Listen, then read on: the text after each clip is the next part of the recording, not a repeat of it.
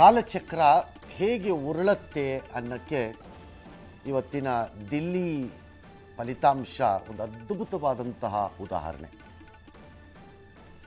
25 ವರ್ಷಗಳ ಹಿಂದೆ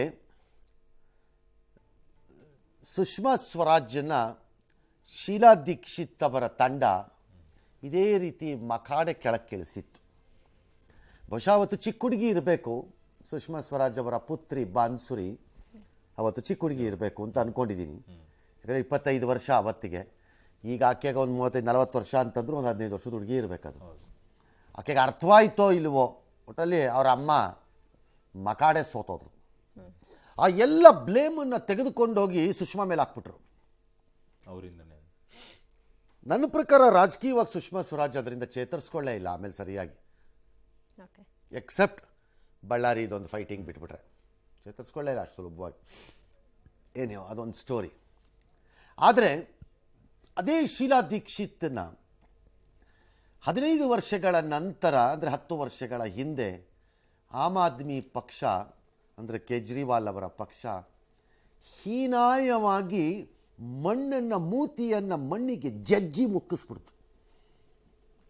ಆಗ ಶೀಲಾ ದೀಕ್ಷಿತ್ ಅವರ ಪುತ್ರ ಸಂದೀಪ್ ದೀಕ್ಷಿತ್ ಬಹುಶಃ ಪಕ್ಕದಲ್ಲಿ ನಿಂತ್ಕೊಂಡು ಕಣ್ಣೀರು ಹಾಕಿದ್ರು ತಾಯಿಗೆ.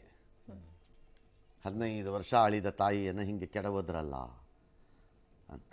ಇವತ್ತು 10 ವರ್ಷ ಉರುಳಿ 25 ವರ್ಷ ಮುಗಿದು, ಅಥವಾ 26-27 ವರ್ಷ ಮುಗಿದು ಇವತ್ತು ಬಂದಿದೆ. ಇವತ್ತು ಅದೇ ಕೇಜ್ರಿವಾಲ್ನ ಹಿಂದೆ ಕಾಂಗ್ರೆಸ್ಗೆ ಸಡ್ಡೊಡಿತಿದ್ದಂಥ ಸಾಹಿಬ್ ಸಿಂಗ್ ವರ್ಮಾ ಅವರ ಪುತ್ರ ಪ್ರವೇಶ್ ಶರ್ಮಾ ಅದೇ ರೀತಿ ಮಕಾಡೆ ಮಣ್ಣಿಗೆ ಜಜ್ಜಿಬಿಟ್ಟು ಮಣ್ಣನ್ನು ಮುಕ್ಕಿಸಿದಾಗ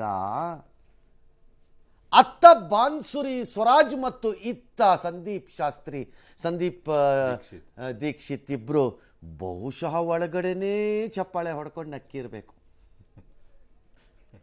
ಹೌದು, ರಾಜಕೀಯ ಎಲ್ಲರಿಗೂ ನ್ಯಾಯ. ಬಾನ್ಸುರಿ ಸ್ವರಾಜ್ಗೆ ಸಂದೀಪ್ ದೀಕ್ಷಿತ್ ಸೋತ ರೀತಿಯು, ಸಂದೀಪ್ ದೀಕ್ಷಿತ್ಗೆ ತನ್ನ ತಾಯಿಯನ್ನು ಸೋಲಿಸಿದ ಕೇಜ್ರಿವಾಲ್ ಮಕಾಡೆ ಮಲಗಿದ ರೀತಿಯು ಸಂತೋಷ ತಂದಿರ್ಬೋದು. ಇದು ರಾಜಕಾರಣ. ಇವೆಲ್ಲದಕ್ಕಿಂತ ಮೀರಿದ್ದು ಇವತ್ತಿನ ಸುದ್ದಿ ಭಾರತದ ರಾಜಕೀಯ ಪರಂಪರೆ ಮತ್ತು ಚರಿತ್ರೆಯಲ್ಲಿ ಒಂದು ಕನಸಿನ ರೂಪದಲ್ಲಿ, ಪ್ರಯೋಗದ ರೂಪದಲ್ಲಿ ಶ್ರೀಸಾಮಾನ್ಯನ ಆಸೆಗಳಿಗೆ ಸ್ಪಂದಿಸುವ ರೀತಿಯಲ್ಲಿ ಹುಟ್ಟಿಕೊಂಡಿತೇನೋ ಆಲ್ಟರ್ನೇಟ್ ಪಾಲಿಟಿಕ್ಸ್ ಅಂತ ಪರಿಭಾವಿಸಿದ್ದ ಒಂದು ಪಕ್ಷ ಹೇಗೆ ನಮಗೆ ಕೈ ಕೊಟ್ಟುಬಿಡ್ತು ಅನ್ನೋ ಕತೆ. That is the story. BJP ಗೆದ್ದಿದ್ದ ಸ್ಟೋರಿ ಅಲ್ಲ ಇವತ್ತು ನನ್ನ ಪ್ರಕಾರ. That's a second story. ಈ ಎಲ್ಲವನ್ನು ನಿಮ್ಮ ಮುಂದೆ ಹಾಜರುಪಡಿಸಬೇಕು. ಆದರೆ ಅದಕ್ಕೆ ಮೊದಲು ಈ 9 ಗಂಟೆಯ ಬಿಗ್ ಬುಲೆಟಿನ್ಗೆ ನಿಮ್ಮನ್ನು ಸ್ವಾಗತಿಸ್ತಾ ಇದ್ದೀವಿ. ಮೊದಲು ಈ ಹೊತ್ತಿನ ಟಾಪ್ ಸ್ಟೋರೀಸ್. ಕೇಜ್ರಿವಾಲ್ ಬೀಳಿಸಿದ ಒನ್ ಚಾನ್ಸ್ ಫಿರಂಗಿ ಮಂತ್ರ. ದೆಹಲಿ ದಂಗಲ್ನಲ್ಲಿ ಬಿಜೆಪಿ ಜಯಬೇರಿ. 27 ವರ್ಷಗಳ ಬಳಿಕ ಅಧಿಕಾರ. ದಿಲ್ಲಿಯಲ್ಲಿ ಆಪ್ ಹ್ಯಾಟ್ರಿಕ್ ಕನಸು ನುಚ್ಚು ನೂರು. ಕೇಜ್ರಿವಾಲ್, ಸಿಸೋಡಿಯಾ, ಸತ್ಯೇಂದ್ರಗೆ ಸೋಲು. ಮತ್ತೆ 0 ಸುತ್ತಿದ ಕಾಂಗ್ರೆಸ್. ಬಿಜೆಪಿಯ ಕೈ ಹಿಡಿತು ಮಧ್ಯಮ ವರ್ಗ. ಪೂರ್ವಾಂಚಲಿ ಜಾಟ್ ಕ್ಷೇತ್ರಗಳಲ್ಲಿ ಪ್ರಾಬಲ್ಯ. ಐಟಿ ಮಿತಿ ಹೆಚ್ಚಿಸಿದ್ದೇ ಗೆಲುವಿಗೆ ಕಾರಣವಾಯಿತು. ಕೇಜ್ರಿ ಸೋಲಿಸಿದ ಪರ್ವೇಶ್ ಸಿಎಂ ಆಗ್ತಾರಾ? ದೆಹಲಿಯಲ್ಲಿ ಭರ್ಜರಿ ವಿಜಯೋತ್ಸವ. ಯಮುನೆ ಸ್ವಚ್ಛ ಗ್ಯಾರಂಟಿ ಕೊಟ್ಟರು ಮೋದಿ. ಗ್ಯಾರಂಟಿಯಲ್ಲಿ ಮುಳುಗಿದ ಸಾಕು, ಅಭಿವೃದ್ಧಿ ಮಾಡಿ. ಸಿದ್ದರಾಮಯ್ಯ ಸರ್ಕಾರಕ್ಕೆ ಹರಿಪ್ರಸಾದ್ ಸಲಹೆ. ಗ್ಯಾರಂಟಿಗಳಿಂದ ರಾಜ್ಯಕ್ಕೆ ಅಧೋಗತಿನ. ಮೈಕ್ರೋ ಫೈನಾನ್ಸ್ ಸುಗ್ರೀವಾಜ್ಞೆ ಜಾರಿಗೆ ಸರ್ಕಸ್.